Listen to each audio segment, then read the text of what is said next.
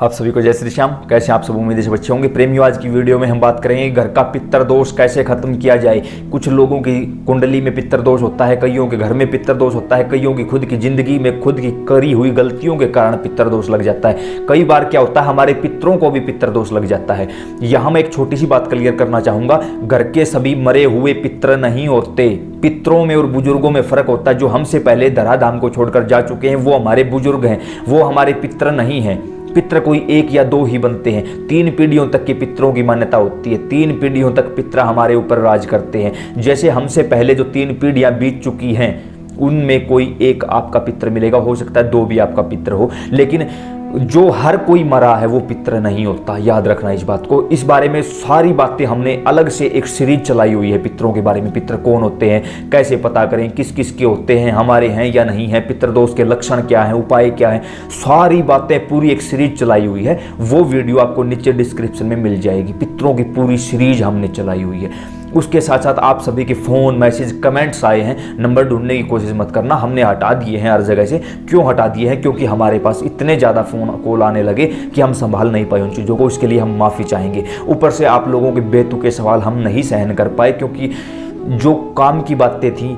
वो हम वीडियो के माध्यम से बनाने लगे। उसके अलावा हम किसी से मिलते नहीं, किसी को कुछ भी नहीं बताते। सिर्फ जो भी बात होती है वीडियो के माध्यम से आप लोगों तक पहुंचाते हैं। आज की वीडियो में हम बताएंगे कि अगर आप सब कुछ करके हार चुके हो तो एक और रामबाण आपको इलाज बताएंगे। क्या करना होगा? अमावस्या के दिन जब शाम को सूर्यास्त हो जाए, सूर्य दिखाई देना बंद हो जाए, उस समय पर एक आटे का दीपक बनाइए, एक बाती लीजिए, गाय का शुद्ध घी लीजिए, गाय का नहीं है तो भैंस का भी शुद्ध घी आप ले सकते हैं, कोई दिक्कत नहीं होगी।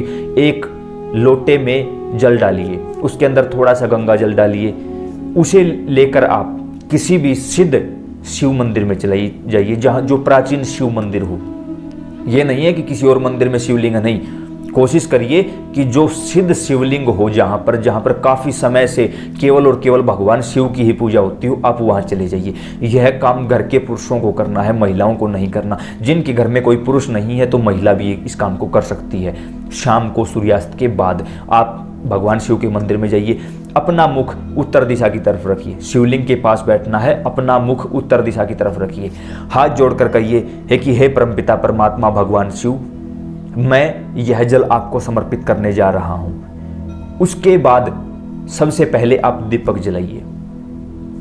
आपके जो भी पितर हैं, जो आपको पता है कि मेरे पितर का नाम ये है, उस पितर का नाम लेकर दीपक जलाइए। नाम नहीं पता तो हाथ जोड़कर कहना कि मेरा नाम ये है, मेरे पिता का नाम ये है, मेरे पति का नाम ये है, मैं इस गांव का, इस जगह का स्थायी निवासी हूं। मेरे जो भी पितर देवता हैं वो इस जल को और इस दीपक को ग्रहण करें। इतना बोलकर आप दीपक लगाइए। फिर भगवान शिव के श्री चरणों में जल अर्पित करिए शिवलिंग के ऊपर। उसके बाद हाथ जोड़कर बैठ जाइए और कहिए कि हे त्रिभुवनपति भगवान शिव, आज तक जिस किसी ने मेरा अपराध किया है मैं उसे बगैर कोई सजा दिए माफ करता हूं, और मुझसे अगर किसी के प्रति कोई गलती बनी हो तो वो भी मुझे माफ कर दे। मैं भी माफ करता हूं, वो भी मुझे माफ कर दे। अब आप बिल्कुल निर्मल हो चुके हो। यह बात यहां से नहीं बोलनी है, यहां से बोलनी है। जब यहां से बोलोगे तब भगवान शिव उसी समय सचेत हो जाएंगे आपकी बात सुनने के लिए, क्योंकि हम भगवान शिव को पितर रूप में पूजते हैं और हम अपने पितरों को भी भगवान शिव का दर्जा देते हैं। ठीक है, क्योंकि कल कुछ नहीं था तो भी भगवान शिव थे, आज भी हैं, कल भी रहेंगे। उसी समय आपके जो पितर देवता हैं वो एक्टिव हो जाएंगे।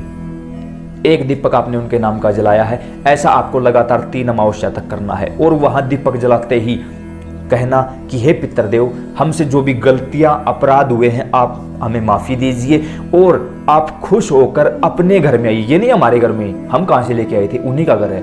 अपने घर में प्रवेश करिए और मुझे सौपन के माध्यम से मुझे ये बताइए कि इस समय ये उलझन क्यों आई है, घर बर्बाद होने की कगार पर क्यों है, और इसका समाधान क्या होगा। जब आप ऐसा बोलोगे तो अमावस्या की रात को आपके पितर आपको अपने सौपन में दर्शन देंगे। अब दर्शन किस तरीके से होंगे? जब आपने उनको नहीं देखा कि वो कौन है कौन नहीं है, मान के चलो वो आपके पिता है तो आपने देखा होगा अपने पिता को, तो वो साक्षात रूप में आएंगे। मान के चलो आपके दादा हैं, परदादा हैं, उनको आपने नहीं देखा, उनका चेहरा आप लोगों को दिखाई नहीं देगा, सिर्फ उनका शरीर दिखाई देगा। अब आपको समझने की कोशिश करनी है। अगर पितृदेव खुश दिखाई दे रहे हैं तो समझना आपकी पूजा सफल हुई, आपके पितृदोष खत्म हुआ। अगर लगे कि वो उनके शरीर पर कोई कपड़ा नहीं है तो वो कपड़ों की मांग कर रहे हैं। आपको लगे कि खुद आपको भूख लगी हुई है या प्यास लगी हुई है तो वो भूखे और प्यासे हैं। या कोई बच्चा या कोई बूढ़ा या कोई भी व्यक्ति आपको खाना खाता हुआ मिले तो समझ जाना आपके पितरों को भूख लगी हुई है, उन तक उनका भोजन नहीं पहुंचा है। कोई रोता हुआ दिखाई दे तो समझ लेना पितरों को पितर दोष लगा हुआ, पितरों को भी पितर दोष लगा हुआ है, लगता है पितरों को भी। और ये बातें हमें आजकल के जो महान, छोड़ो इस बात को, कहीं और ले जाओगे इस बात को, कोई नहीं बताता कि पितरों को भी पितर दोष लगता। जी हाँ, पितरों को भी पितर दोष लगता है। ठीक है, जब ये सारी चीजें आपको सोपन के माध्यम से दिखाई देंगे, अब आपको लगेगा कि मुझे मेरे पितरों का नाम नहीं पता, तो मान के चलिए आपके पितर का नाम रामचंद्र है, तो हो सकता है सोपन में आपको भगवान राम के दर्शन हो जाएं। तब समझना है और घर के बुजुर्गों से पूछना है कि हमारी 3 पीढ़ियों में, हमारी 4 पीढ़ियों में राम नाम का आदमी कौन था। रामचंद्र, रामेश्वर, कुछ भी ऐसा राम से जुड़ता हुआ, आगे पीछे कोई भी ऐसा छोटा सा हिंट मिल जाएगा, क्योंकि कोई भी क्लियर नाम आपको नहीं बता सकता और ऐसे क्लियर नाम पता भी नहीं चलता है किसी भी माध्यम से। तो जब आप ये चीजें करोगे ना, 3 अमावस्या आपको ये काम करना है। उन 3 अमावस्या के अंदर अंदर 101% आपका पितर दोष भी खत्म होगा। रात को सोपन के माध्यम से आपके पितर आपको दर्शन भी देंगे, वो आपको ये भी बताएंगे कि अब तुझे क्या करना है। वो आपसे कपड़े भी लेंगे, वो आपसे भोजन भी लेंगे, क्योंकि आप सभी को पता ही है कि पितरों का जो भोजन निकालने का समय है वो अमावस्या का दिन होता है। अमावस्या के दिन दूसरे पहर के बाद पितरों का भोजन निकाला जाता है। वो आपको रात को सोपन में ये भी बता देंगे कि अब तू हमें स्नान करवा के लेके आ। स्नान करवाने के अलग अलग स्थान होते हैं, जैसे हम हरियाणा से हैं, हरियाणा हिसार से हैं हम, तो हमारे यहाँ लगता है पांडु पिंडारा, जो कि जींद जिले में है, जहाँ पर पांडवों ने अपने पितरों का तर्पण किया था। हमारे वहाँ लगता है, हमारे नज़दीक है, तो हम वहीं जाते हैं। कुछ प्रेमी हरिद्वार जाते हैं, उत्तराखंड जाते हैं, या फिर आगे जहाँ जहाँ भी होता है, जैसे कि बद्रीनाथ है, गया भी जाते हैं। जहाँ भी जो भी पवित्र तीर्थ आपके नज़दीक है आप वहाँ जाइए, वहाँ ये सब काम करिए और वहाँ से आप अपने पितरों को मजबूत करके वापस घर लेकर आइए। ये नहीं, क्योंकि जिस घर के पितर रुष्ट होते हैं उस घर में कोई देवता कभी प्रवेश नहीं कर सकता और उस घर के काम कोई भी नहीं करेगा, कोई भी उसका काम नहीं बना सकता। अब हमें हमारे पितरों को प्रसन्न करना है तो कोई दूसरा नहीं करेगा। अब ये नहीं है कि सर में दर्द आप लोगों के है, टैबलेट मैं खाता रहूं तो कोई असर नहीं होगा। अगर सर में दर्द आपके है तो टैबलेट आपको ही लेनी पड़ेगी। उसी प्रकार पितर आपके रुष्ट हैं तो उनको मनाना भी आपको ही पड़ेगा। मैं नहीं मनाऊंगा, कोई दूसरा नहीं मना सकता। किसी के चक्कर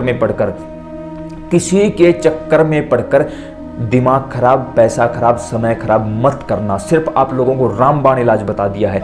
महीने में 1 बार अमावस्या आती है, 3 महीने का काम है। जहां इतने दुख पाए हो ये काम और करके देखो, हर हाल में आपका जो पितर दोष है वो समाप्त होगा ही होगा। 3 अमावस्या भी मैंने ज्यादा बोली है जानबूझकर, 1 ही अमावस्या में काम चल जाएगा, लेकिन 3 अमावस्या इसलिए बोल दी ताकि आप लगातार उस चीज में आगे बढ़े। उसके बाद नियम लेना होगा, हर अमावस्या को पूजा अपने पितरों की जरूर करनी होगी।